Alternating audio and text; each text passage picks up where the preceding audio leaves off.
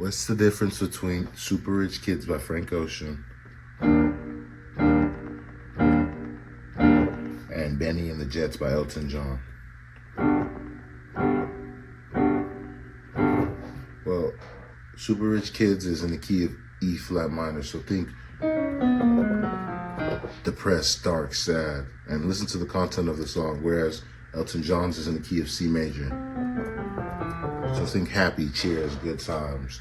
But aside from that, Elton John's intro, it's a little bit like live crowd track, atmospheric cheering. But they added this afterwards. This is fake, you know? But I still like the way they did that. Frank Ocean's, it's like this like samba groove. It's like, hold on.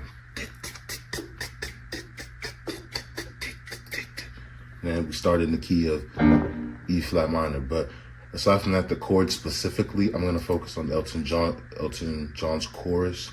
It goes, "Hey, have you seen it? Oh, they're so spaced out. Benny and the Jets." And that chord progression is essentially G major 7 to A minor or A minor 7, depending on how you play it, to C major 7 result, and then it loops back to, whereas Frank Ocean's is E major 7, and then we go to, that's a B flat minor 7, and then we go to a D flat major 7, and that's a B flat major 7.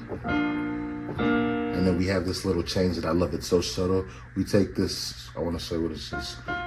The D, E, G, is the F. We just raise this up one note.